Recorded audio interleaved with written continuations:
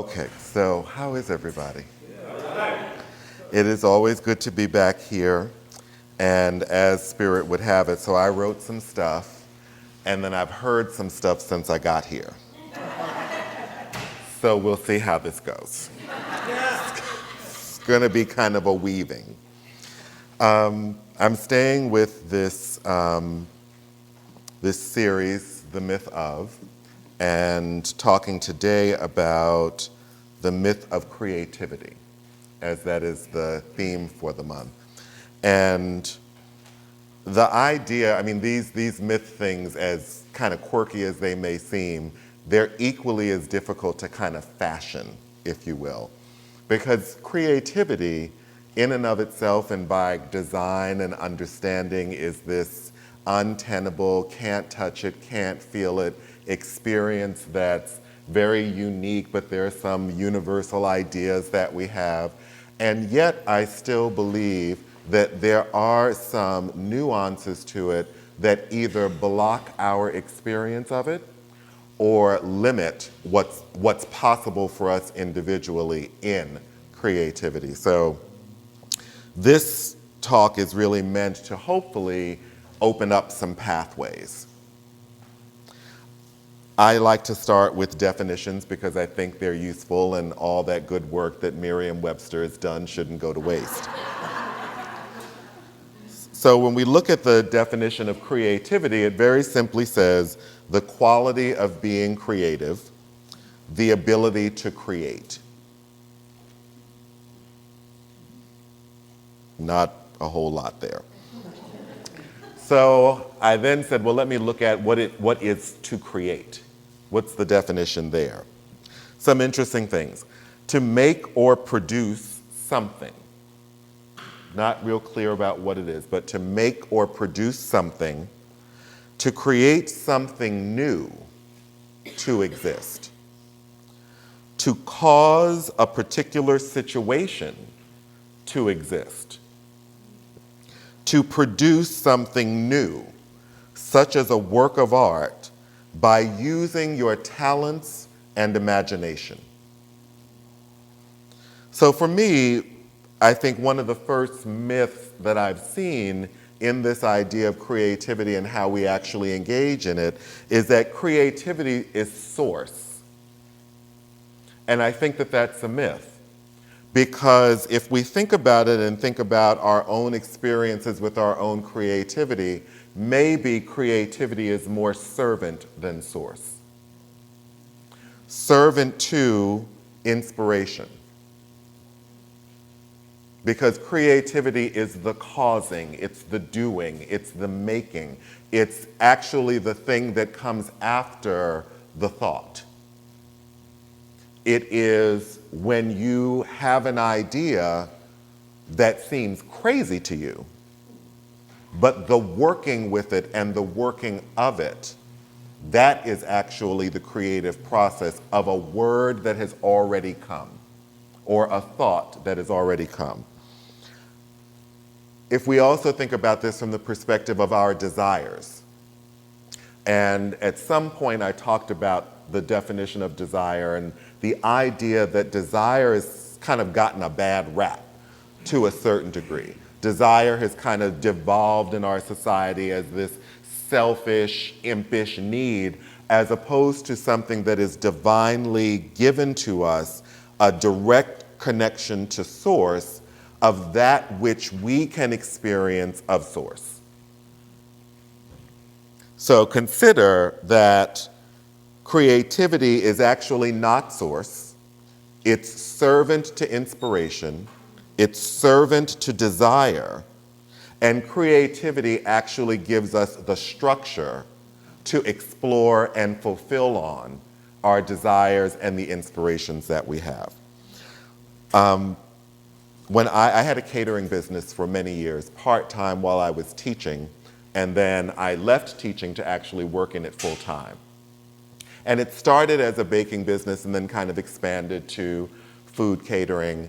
And I made a really good cake, I made a really good peach cobbler, I made some really good food, and I was lousy at the business. like really lousy.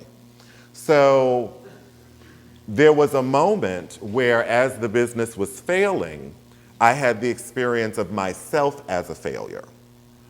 And all of the creativity that had gone into the name and the presentation and the products themselves, all of that just kind of wafted into the background because all I was really present to was the idea that I was not creative in the business or not successful.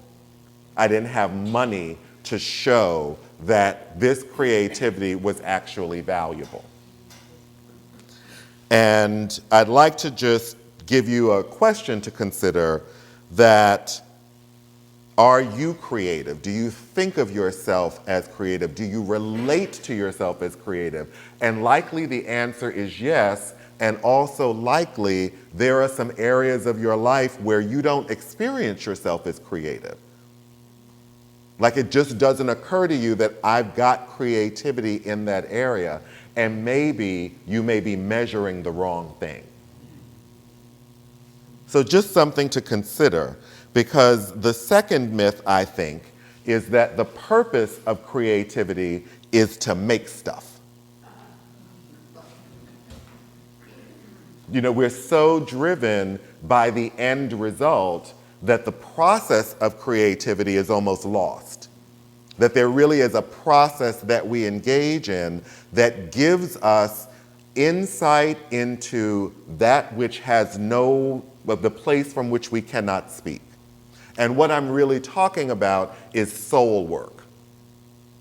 That creativity, the processes that you engage in to explore your own creativity in whatever area it is the process that gets you closest to the divine and to your unique connection to the divine. So one of the books that I have loved for many years is The Seat of the Soul by Neale Donald Walsch. And many of you know it, I see heads nodding. And some principles in that book I think are key to this idea and our experience of creativity. One is that the soul's purpose in being on earth is to learn. That is the soul's purpose. It's his contention that we incarnate to this plane, and not we as we're sitting here now, but something that didn't have a name, didn't have an address, didn't have a race, didn't have a gender, didn't have a sexual orientation, didn't have a job, didn't have money in the bank. Something decides that it wants to learn. And so it decides a good place to learn is that place down there. Because I've heard on report that some of the souls that go down there learn some really cool stuff. And they come back and they share it. It's kind of like, yeah, I'd like to get some of that. So I'm going to incarnate too. And the last time I went, I was a tree, and that was cool. But I think I'd like to go and try something else and learn some other stuff. So there is this opportunity, and then each and every opportunity, each and every encounter that we have with another being, of whatever its design, is an opportunity for that incarnated soul, using the personality that it's actually operating in, to learn something and to heal that soul. The interesting thing about this, though, is that each of those encounters also creates an illusion. So here's an idea of how it could look. So you have whatever relationship it is with your sister. And how it occurs is that every time you see her, that thing she did when you were 6 and she was 8 is the truth and the foundation of your relationship.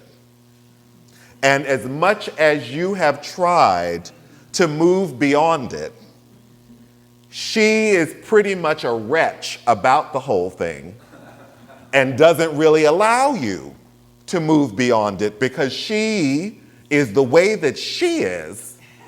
And if she wasn't the way that she is, you could be different about being with her trifling self.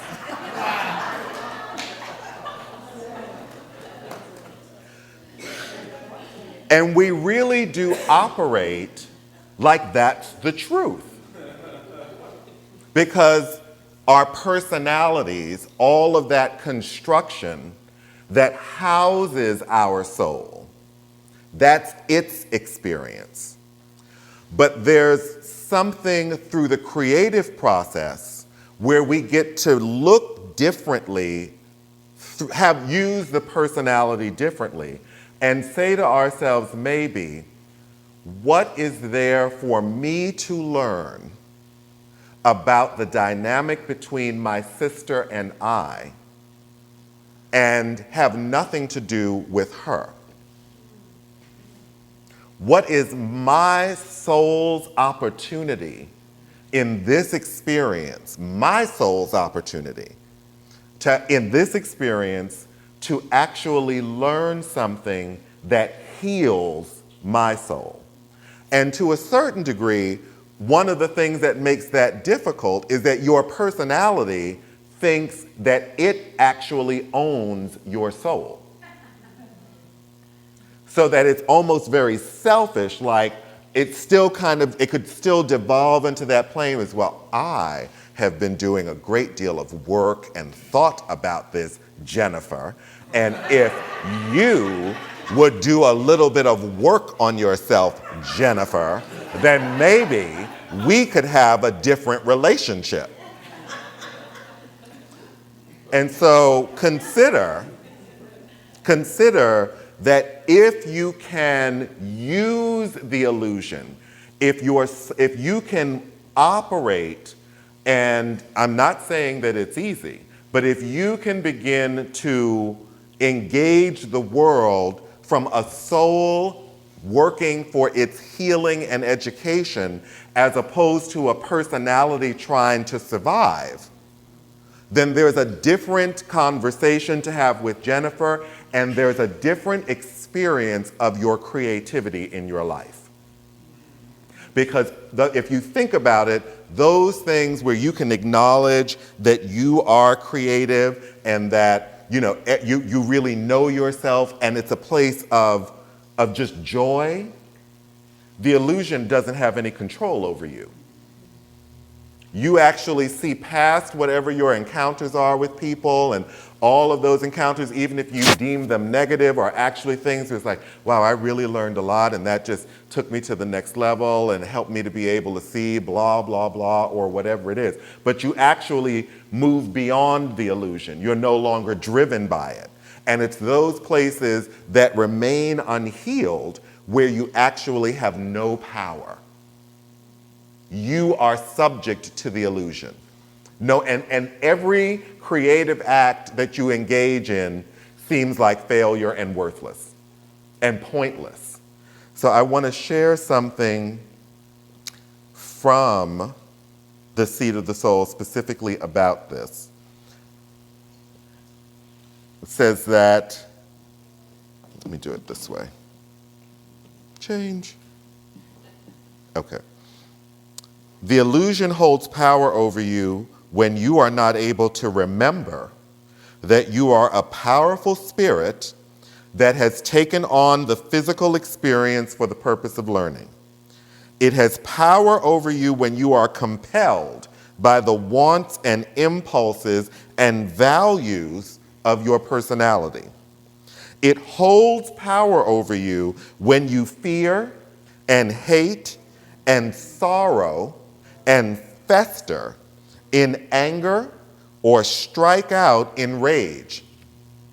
It has no power over you when you love, when compassion opens your heart to others, when your creativity flows unimpeded, joyously into the present moment. In other words, the illusion has no power over a personality that is fully aligned with its soul. So all of this really great work we've been doing to try and not be a human being is really great work. But it may not be getting you to the goal of a soul experience of your time on the planet. So the last myth is that creativity only counts when you've accomplished something. So unless you have actually built that building, made billions of dollars from that business, that your children are so lovely and enlightened that people just throw themselves on the street in front of them, that, not until that moment, when something beyond comprehension is actually realized on the planet, then it's almost as if all of your efforts around creativity are for naught. And I want to just leave you with a few ideas, is that part of the illusion is that your creativity is negotiable. Like you could stop being creative at the thing that brings you joy and start being creative in something that you don't even have any idea what you're doing. But that somehow that's going to give you the same joy as working in your garden. And it's not to say that you can't have multiple things that bring you joy or multiple things where your soul gets to know itself and know its connection to the divine, but you also need to know when that's not happening. It literally is the square peg in the round hole, trying to make things be what they are not. And your creativity suffering in the meantime, and you having the experience that you're somehow not creative, which is crazy because you incarnated yourself. You literally are this spiritual being that decided, I am going to transform my being into another being to actually understand something about what it is to be that other being. That sounds pretty creative to me. So if that is the baseline, if that's how you're operating in life, what else can't you do? What else can't you experience? It really, though, is up to you and an authentic conversation with your soul. It's not your personality any longer trying to win over your soul. But maybe it's a conversation about how to have your soul take the driver's seat and let your personality use everything that it's good at to fulfill on what your soul knows it needs to heal and it needs to grow and experience. And the last thing I'll say, your unique expression on this planet at this time and all of the creativity that you see and all of the things that you want to do, but you have the same conversation that Moses did, like, who? Me? Do what? When? And go to who people? And tell them what? And lead them where? No, you must have got the wrong one. That same conversation,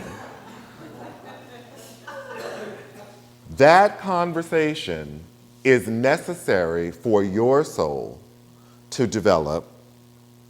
And as your soul develops and uses its creativity, you then become what others see, and it becomes all right for them to do the same. So a really, really short version of that quote is that it's not serving the world at all for you to think that you're small. And it's not serving the world for you to think that your creativity is in vain. So get to creating. Thank you.